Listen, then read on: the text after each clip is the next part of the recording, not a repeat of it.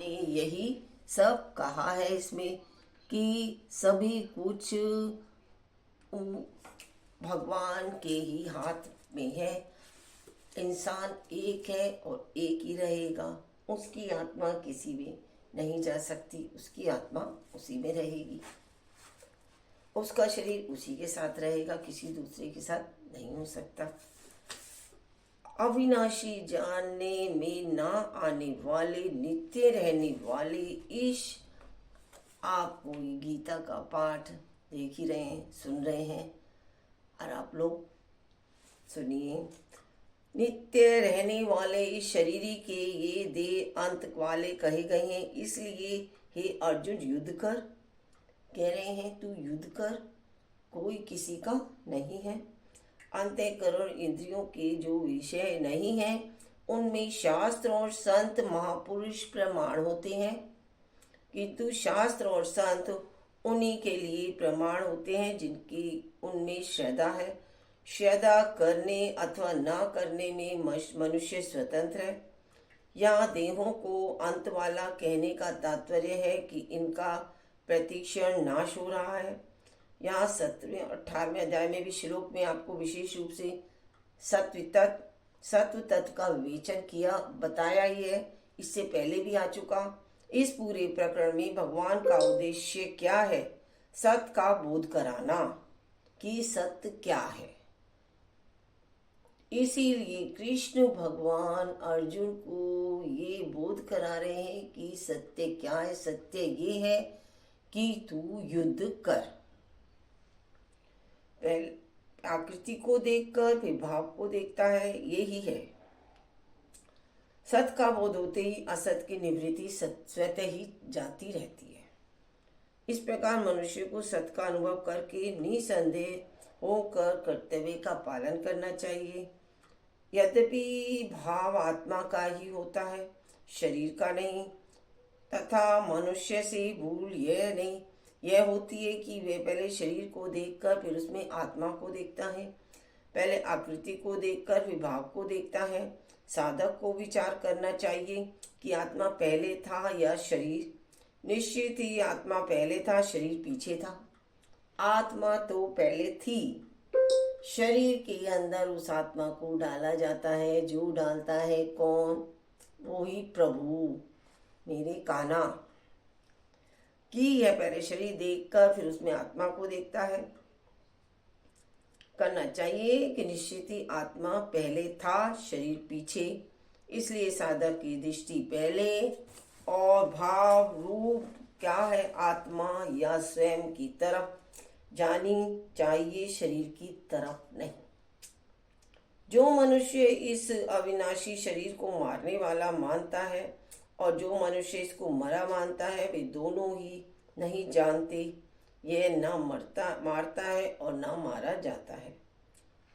यह शरीरी न कभी जन्मता है और न मरता है, तथा उत्पन्न होकर फिर होने वाला नहीं है। यह जन्म रहित, नित्य निरंतर रहने वाला, शाश्वत अनादि है। शरीर के मारे जाने पर भी नहीं मारा जाता। शरीर में 6 विकार होते हैं: उत्पन्न होना, सत्ता वाला दिखना, बदलना, बढ़ना, घटना और नष्ट होना। ये सारे शरीर के भाग है, अंग है, समझो। ये शरीर के साथ तो होना ही होना है। शरीर में यह 6 विकार नहीं होते। भगवान यही बात इस श्लोक में बता रहे हैं। कृष्ण ने शरीर को अपना सनातन अंश कहा है। यह शरीर क्या है? नित्य निरंतर रहने वाला है। इसका कभी अपक्षय होता नहीं। अपक्षय अनित्य वस्तु में होता है। जैसे आधी उम्र बीतने पर शरीर घटने लगता है, आधी उम्र होने के बाद शरीर तो घटना ही घटना है।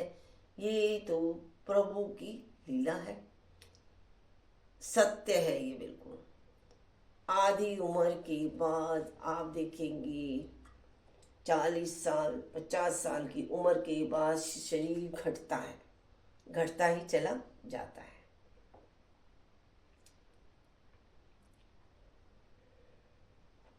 कहते हैं बच्चे,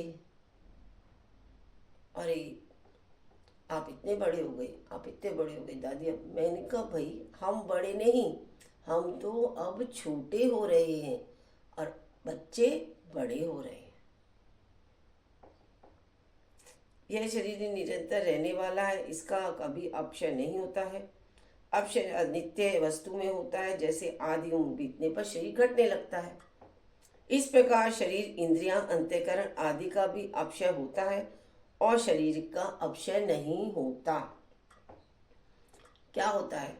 शरीर हमारे साथ चिपका हुआ नहीं है और हम उसके साथ चिपके हुए नहीं हैं। दोनों एकदम अलग अलग हैं। हम असंख्य शरीर धारण कर चुके हैं। शरीर तो हमारे असंख्य हो चुके हैं, पर उससे हमारी सत्ता में कोई फर्क नहीं होता। हमारे ऊपर मतलब जो भी है संसार में या हमारा उस पर कोई भी फर्क असर नहीं होता। अब आपको पीछे भी श्लोक में ये दिया गया है जो मैं सुन रही हूँ, उसमें कहा है पीछे के श्लोकों में, दो तीनों में, कि आत्मा ज्ञान और चेतना का सदैव पूर्ण रहता है। आत्मा ज्ञान और चेतना सदा ही पूरी होती है, रहता है। अतः चेतना ही आत्मा का लक्षण है और आत्मा का प्राप्त होना चलता है। चेतना अनुभव गम्य है, अतः चेतना की उपस्थिति से आत्मा की उपस्थिति को जाना जा सकता है। हमारे अंदर चेतना है, हम जिंदा है, सांस चल रही है, तो जाना जाता है कि हमारे अंदर आत्मा भी है। किंतु जीव की यह चेतना परमेश्वर की चेतना से भिन्न है, क्योंकि परम चेतना तो सर्वज्ञ है, भूत भविष्य वर्तमान के ज्ञान के परिपूर्ण। जीव की चेतना विस्मरणशील है तब जब वह अपने वास्तविक स्वरूप को भूल जाता है। तब कृष्ण के उपदेश उसे बोध दिलाते हैं। कृष्ण विस्मरणशील नहीं है, अर्थात अन्यथा उनके द्वारा दिए गए भगवत गीता के उपदेश ही व्यर्थ होते। जो हम भगवत गीता पढ़ते हैं, उनके उपदेश पढ़ते हैं, अगर हम जानते हैं कि वो गलत हैं तो उनके उपदेश गलत ही होते, लेकिन गलत नहीं है, बिल्कुल सत्य है। कठोपनिषद। अब आगे देखिए, परमात्मा विभू मतलब आत्मा और अणु आत्मा शरीर रूपी वृक्ष के शरीर में विद्यमान है। ये सब शरीर एक वृक्ष के समान है। यह वह जीव जो समस्त भौतिक इच्छाओं से मुक्त हो चुका है, वह भगवत कृपा से आत्मा की महिमा को समझ सकता है। कृष्ण परमात्मा के भी उद्गम है। अर्जुन अणु आत्मा के समान है जो अपने स्वरूप को भूल गया है। अतः उसे बोध पाने के लिए कृष्ण अथवा उनके प्रामाणिक प्रतिनिधि भी आवश्यक है। प्रतिनिधि की आवश्यकता है। हे पृथानंदन, जो मनुष्य इस शरीर को अविनाशी, नित्य, जन्म रहित, अवयव जानता है, वह कैसे किसको मारे और किसको मरवाए। हर वस्तु की अपनी उपयोगिता होती है। ज्ञानी जानता है कि किस वस्तु का कहाँ कैसे उपयोग किया जा सकता है। हिंसा की भी अपनी उपयोगिता है। हत्या करने वाले को न्याय संहिता के अनुसार प्राण दंड दिया जाता है, किंतु फांसी की सजा सुनाने वाले न्यायाधीश को दोषी नहीं ठहराया जा सकता। मनु संहिता इसके समर्थन में हत्यारे और प्राणदंड देने की संस्तुति करती है, जिससे क्या होता है कि उसे अगले जन्म में अपना पापक्रम ना भोगना पड़े। अतः राजा और न्यायाधीश के द्वारा दिया हुआ प्राणदंड हत्यारे के लिए लाभप्रद ही है। इस प्रकार कृष्ण को अर्जुन को युद्ध करने का आदेश परम न्याय के लिए है, चूंकि तुम युद्ध करो, न्यायवर्धक है। अर्जुन को भगवान के उपदेश का क्या कर रहे हैं पालन यह समझकर करना चाहिए कि कृष्ण के लिए किया हुआ युद्ध हिंसा नहीं है। कृष्ण के लिए। क्यों? कृष्ण भगवान ने कहा कि जो कुछ है सब मेरे ऊपर ही छोड़ दो तुम। जो कर रहा हूँ मैं ही कर रहा हूँ, जो आगे करूँगा मैं ही कर रहा हूँ, जो करा वो मैंने ही करा। न्याय के किसी ऐसी हिंसा की अनुपत्ति शास्त्रों द्वारा प्रदत्त है। ऐसा करते हुए मनुष्य में अपराध करने का भाव ना रहे, इसी से कृष्ण कहते हैं कि आत्मा को मारा जा न सकता ही नहीं। आत्मा तो मरेगी ही नहीं। मनुष्य सब जानता है, आत्मा सारी कुछ जानती है। मनुष्य जैसे पुराने कपड़ों को छोड़कर दूसरे नए कपड़े धारण करता है, लेता है, ऐसे ही देही पुराने शरीरों को छोड़कर दूसरे नए शरीरों में चला जाता है। शरीर कपड़े की तरह कोई चीज एक शरीर से दूसरे में चला जाता है और पुराने शरीर को छोड़ना मृत्यु कहलाती है और नए शरीर को धारण करने को जन्मता मानना है। कहते हैं यह क्रम तब तक चलता रहता है जब तक जीव प्रकृति के साथ अपना संबंध माने रखता है। क्या? मैं, ये मेरा, ये मेरा, ये मेरा, वो मेरा है, सब मेरा है। जब तक रहेगा तो जन्म मृत्यु का क्रम चलता ही रहेगा। जिन कपड़ों की और उपराध में जिन शरीरों की बात कही गई है पहले, पर जिन कपड़ों का दृष्टांत शरीरों पर कैसे लागू होगा ये भी बताया। क्योंकि केवल बूढ़े शरीर ही मरे ऐसा आवश्यक नहीं है। इसका उत्तर है कि शरीर की आयु समाप्त होना ही शरीर का जीर्ण होता है, चाहे उम्र कितनी भी हो, और शरीर की आयु समाप्त होने पर ही उसकी मृत्यु होती है। विचार पूर्वक देखा जाए तो आयु प्रतिक्षण नष्ट हो रही है, अर्थात शरीर प्रतिक्षण जीर्ण हो रहा है, प्रतिक्षण मर रहा है। जैसे जवान होने पर बालकपन मर जाता है, वास्तव में बालकपन निरंतर मरता ही रहता है, परंतु उधर दृष्टि न होने से प्रतिक्षण होने वाली मौत की तरफ ख्याल नहीं आता जाता। यह वास्तव में बेहोशी है। अनादिकाल से चले आने वाले जन्म मरण के चक्र का कारण है। कर्मों की दृष्टि से शुभाशुभ कर्मों के फलों को भोगने के लिए जन्म मरण होता है। ज्ञान की दृष्टि से अज्ञान के कारण जन्म मरण होता है और भक्ति की दृष्टि से भगवान की विमुखता का कारण जन्म मरण होता है। तीनों में मुख्य कारण है जीवन को दी हुई स्वतंत्रता का दुरुपयोग। जो हमें भगवान ने जन्म दिया है, हमारा शरीर बनाया है, उसका हमें सदुपयोग करना चाहिए। भगवान में लीन रहना चाहिए। भगवान को मानना चाहिए कि जो है सब भगवान का है, भगवान ही करता है। सिर्फ हमारे तो कर्म है। भगवान की विमुखता के कारण जन्म मरण, तो भक्ति की दृष्टि से भगवान की विमुखता के कारण जन्म मरण होता है। अगर हम भगवान में लीन हो जाते हैं तो जन्म मरण तो मिट ही जाएगा, होगा ही नहीं। तीनों में मुख्य कारण है जीव की को दी हुई स्वतंत्रता का दुरुपयोग। अपने स्वार्थ के लिए कर्म करने में जन्म मरण हुआ है। अतः अपने स्वार्थ को त्याग करके दूसरों के हित के लिए कर्म करने से जन्म मरण मिट जाएगा। भगवान से विमुख होने के कारण जन्म मरण हुआ है। अतः भगवान के सम्मुख होने पर जन्म मरण तो मिट ही जाएगा। वो ही देखिए, अभी मैंने बताया आपको, वो ही इसमें सारा सार आ गया। मनुष्य नई नई वस्तु चाहता है, नई नई चाहिए, मुझे ये चाहिए, मुझे वो चाहिए, और तो भगवान भी उसे नई नई वस्तु देते रहते हैं। नई नई इच्छा करना ही जन्म मरण का कारण है।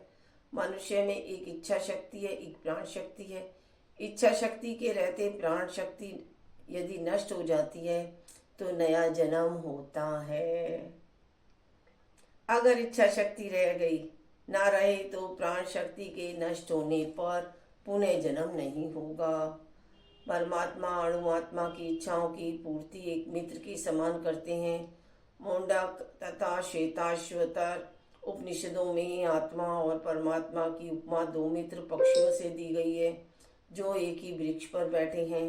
इनमें से एक पक्षी अणु आत्मा वृक्ष के फल खा रहा है और दूसरा पक्षी उसको केवल क्या कर रहा है, देख रहा है। श्री कृष्ण की साक्षी पक्षी है, श्री कृष्ण ही साक्षी पक्षी हैं, जबकि उनका मित्र भौतिक फलों का मोहित होने के कारण चिंता तथा शोक में निमग्न है। जीव द्वारा इस संबंध को विस्मृति मृति उसके एक वृक्ष से दूसरे वृक्ष पर जाने का कारण है, किंतु जीव ज्यों ही दूसरे पक्षी को परम गुरु के रूप में स्वीकार करता है, जिस प्रकार अर्जुन जब कृष्ण को से उनका उपदेश सुनने के लिए उनकी शरण में जाता है, त्यों ही वह सारे शोकों से मुक्त हो जाता है। भगवान की शरण में जाते ही सभी दुखों से वो मुक्त हो जाता है। राधे राधे। आप सभी को संक्रांति की राम राम, सभी को शुभकामनाएं।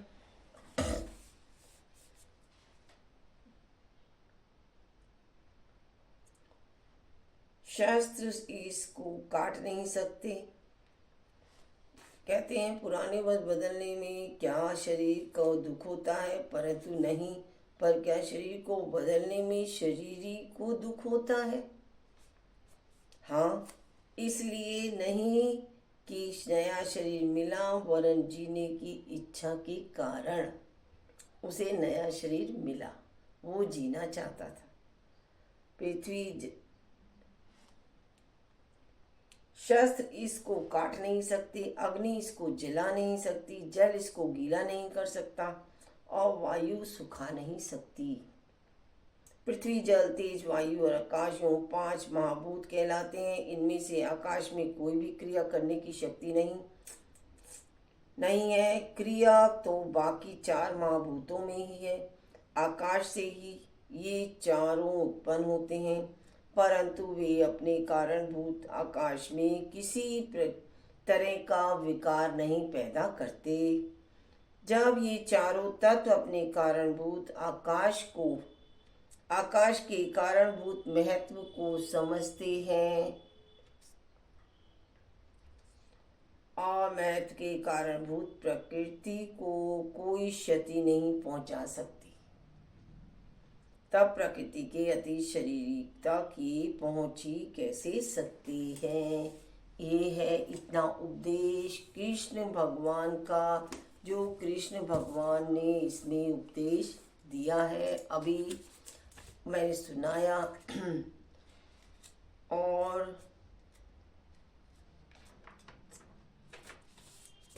कृष्ण के उपदेश में यही है कि शरीर नश्वर है, आत्मा नहीं। जो मैं कह रहा हूँ वो सत्य है और जो आगे कहूँगा वो भी सत्य है, जो पीछे कहा वो भी, मतलब ईश्वर सत्य है। कहते हैं ना, सत्य ही शिव है, शिव ही सुंदर है। ये सारा इसमें चला आ रहा है, जो मैंने आपको बताया है सारा वो ही सब है इसके अंदर।